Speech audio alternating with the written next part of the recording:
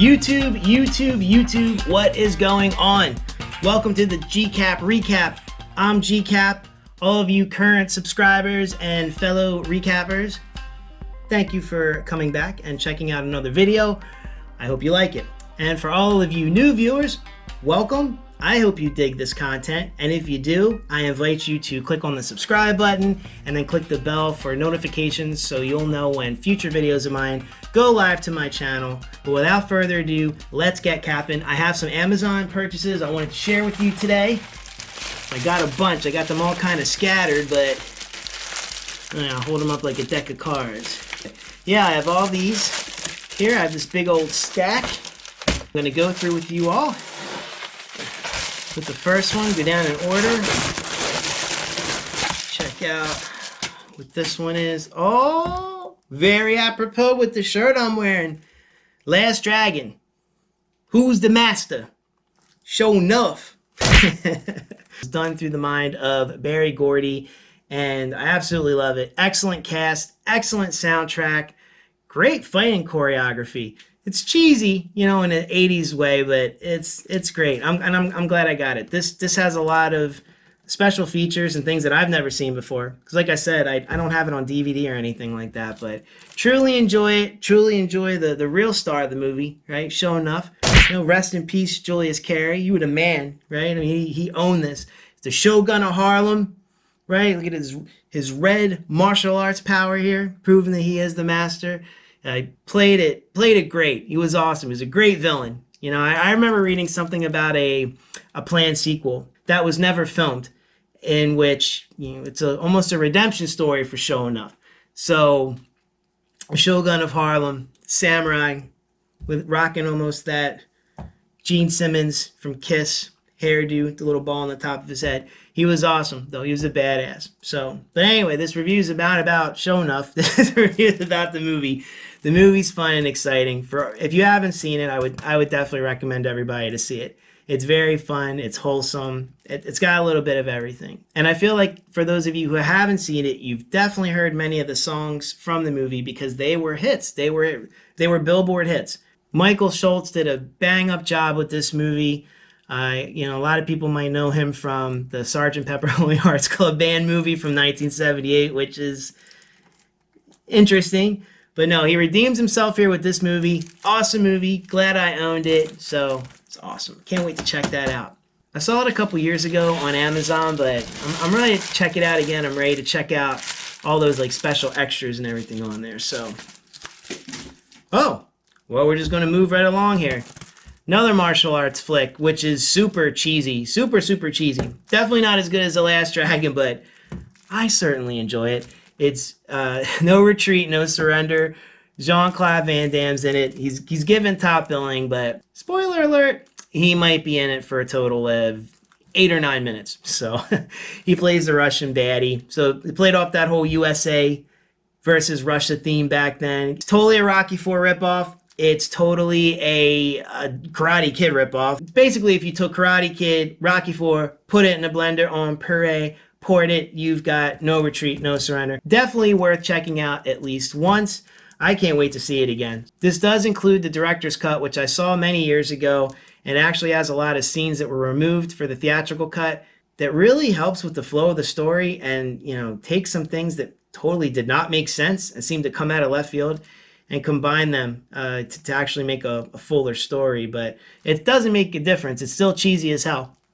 But I'll watch it. I bought it. I got it super cheap. If you haven't seen it, I recommend for you at least to check it out once. There is some good fighting in it. You know, you get to see Jean-Claude Van Damme, and I believe it was his second movie. I think he was in Breaking. You know, there's that little dance scene gif that was going around. And then I believe this is it. If it's wrong, whatever. Like I said, this is the GCap recap, not Wikipedia. So you'll have to let me know if I'm wrong, but definitely worth checking out. Here's my other one. Huh. More 80s gloriousness. Rad. The Steelbook. Steelbook, no less.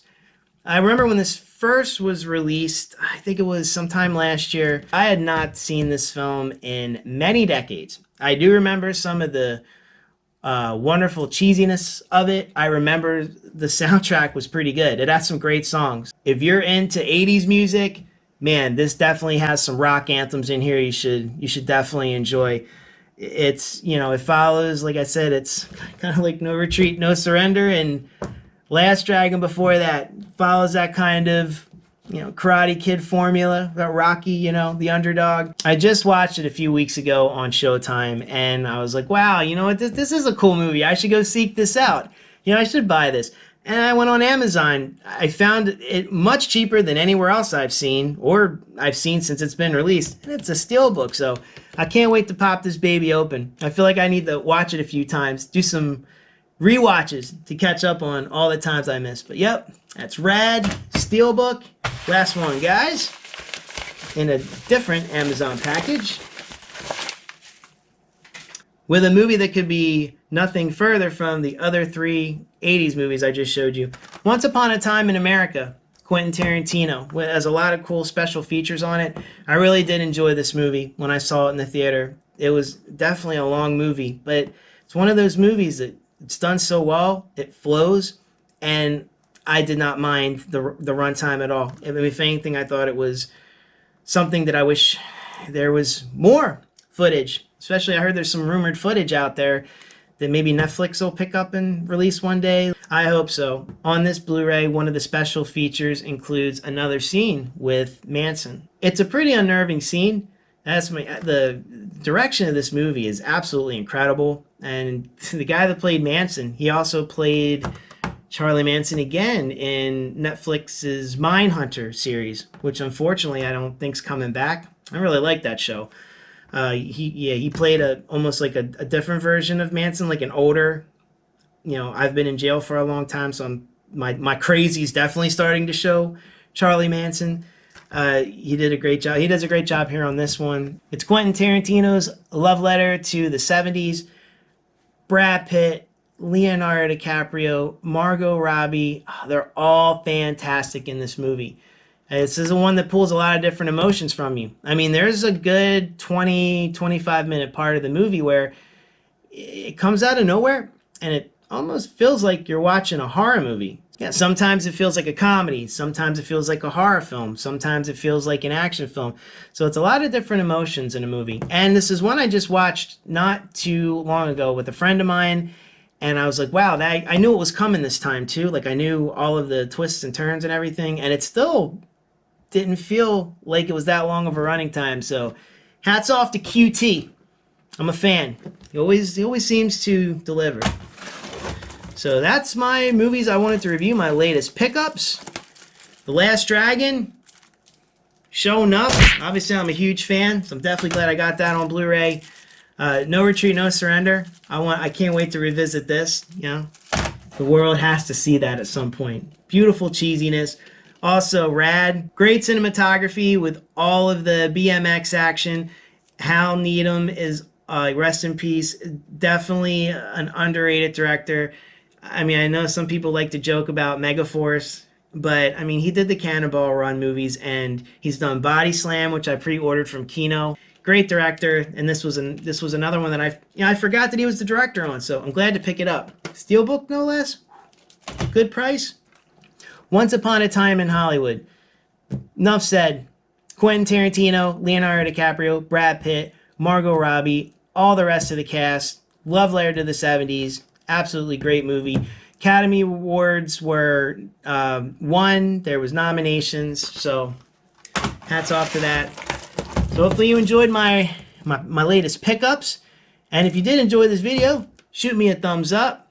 And I also invite you to subscribe to my channel by clicking on the subscribe button if you have not yet, and clicking on the bell for notifications when I have future videos that go live. Do you like these movies? Did you own these movies? Do you have any thoughts about them that might be different or the same as what I've shared for you? I'd love to hear about it in the comment section below. I love interacting so much with you that I also invite you to follow my social media accounts at GCapRecap on Instagram and Twitter.